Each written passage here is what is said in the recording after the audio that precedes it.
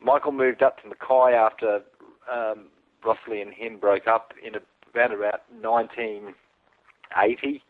I went up to Mackay at one stage and stayed with him. He was living in the bottom of a underneath a family member's house.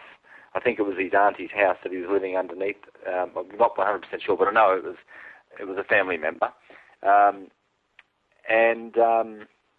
he was trying to get a job at, there's a mine out there that he was trying to get a job at, and so he's staying there. I got a job on South Mole Island, and I didn't see him for about 3 or 4 months. When I come back, he'd moved into a small flat. And Michael didn't spend that much time in Mackay. Within a year, Michael was working at Middlemount as a TA, and that was so I would say the total time that Michael was in Mackay would have been 12 months, probably. I'd say that's about tops, because I left to go overseas, and Michael, I went to Middlemount to work. He helped me get a job in Middlemount, and so we're only talking about a time period of less than a year. And that time, he was already working in Middlemount for probably, 4 or 5 months. So I'm not sure exactly how long he was in Mackay. How well did Alan Trembath know Michael and Schapelle? Sorry? How well would you say Alan Trembath knew Michael and Schapelle? I don't think he's ever met Schapelle. I don't think he's ever met... he's talking about if he did, he might have went to, as I said, Auntie Pearl, like Michael's mother. He might have went to that place. But as far as Rossley knows, this is my sister and Schapelle's parent, she says that, to the best of her knowledge, Alan Trembath never met any of the kids. So he's talking. And look, I don't like to repeat things that I'm not sure of, but from what I've read, that John Stewart interviewed Alan Trembath he's in a mental institute. Well, but I don't know how true that is. It seems to be confirmed that he has been in and out of mental hospitals because he has severe alcoholism, right? So he's been treated for alcoholism. Is that correct? But his story, when it goes on further on, you'll hear the story. He supposedly walked up to Michael and Michael offered him $80,000 to go to Cedar Bay to collect some marijuana. Well, back in 1980, if that's around about that time, or that 1980, you buy a lot of money. 6 houses in Brisbane for that sort of money. And Michael's was living in a housing commission home, and he's going to give this guy 6 houses to go and get some drugs. Like, it's beyond belief. It's just ridiculous. And then Michael leaves that and goes and works in Middlemount for the next, 1980, 81 through till about 2003, I think he left Middlemount. So he was there for 22 years living in Middlemount as a miner. Well, if he's got $80,000 to, casually offer a mate, that all seems a bit improbable. Let's just continue with it because we're gonna get into that in the audio. So I'll just keep going. Having a few beers, and Michael walked in. He approached me, and we went and sat down. And he said to me, basically straight out, he said, "Do you want to earn 80 grand?" I said, 80 grand? I said, "What have I got to do? Go and kill somebody for it?" And he said, No. He said, "Get you to take a boat up to Cedar Bay, pick up a lot of marijuana and bring it back down to Mackay, and you'll get 80 grand for it." Well, at the time I thought, 80 grand I could do with it, but if I got caught, 10 years in jail at 8 grand a year when you got 3 little kids, it just didn't sum up. So I refused. In the 1980s, Michael Corby Sr. moved to the central Queensland town of Middlemount, where he worked at the local mine. There he lived next door to another miner, Tony Lewis. Tony and Mick associated together all the time. They lived next door to each other and they worked at the open cut together, so they were pretty friendly.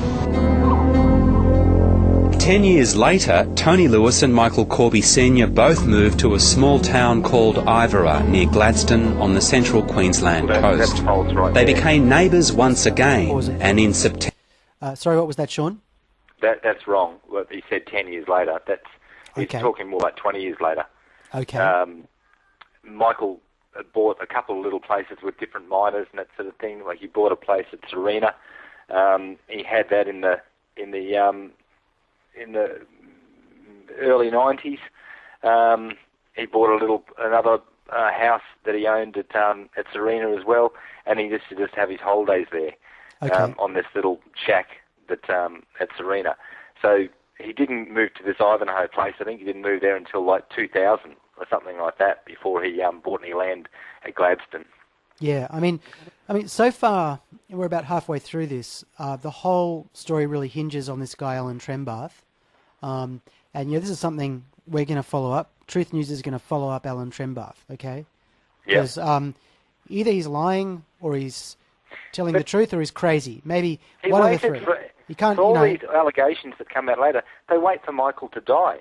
And even when they do an allegation, they won't say it happened on this date or around Christmas or it happened. It's always very, very, they're always elusive. And when they're saying these dates, they'll just go, it was sometime in summer of, I think it was 1982, could have been 83. It's all these, different, they never will put anything down. And it's always, and it's only after Mick died that these lowlife will come out and say anything like this, because Michael would have been able to prove his innocence. When that idiot Macaulay said that he used to contact contact Michael, the South Australian drug dealer, which was Michael. Another story. He never had a telephone. He never had a telephone at his house. He didn't have a mobile. The only way we used to contact Michael was you would ring the bar of the local pub, and they'd say, "Is Michael there?" And then you'd have a yelling match with him, telling him, if you scream, you'd have to yell at him for him to hear you on the phone. He didn't have a phone because he was going deaf, and that's the funny thing. Like this bloke that said he used to contact Michael. Well, what did he do? By carrier pigeon? Because Michael never had a phone. Yeah, I hear what you're saying there, and basically what we're looking at here is a very stark divergence between what the ABC is projecting with this piece and what you're telling me, and what you're telling me is also backed up by the police, who said that there is no evidence to suggest Mick Corby was involved in any form of drugs, the drug trade. Can I just say this, that I stupidly believe some of the propaganda that the press said, because when Michael died and I went to the funeral and Tony Lewis was at the funeral, I actually said, "What are you doing here?" And I was quite angry that he was there, because I thought that he was a drug dealer. And I thought, what are you doing coming to this? And then I found that all that was a complete lie. But when he finally got, after 12 months of going through the courts, he went to the Supreme Court. The judge said, "What are you doing? How come this case is in front of me?" Because he didn't have a commercial amount of drugs. What Tony Lewis ended up being convicted, he got a good behaviour bond for 12 months, and yet you didn't see that splashed onto the papers. Corby friend gets 12 months good behaviour bond.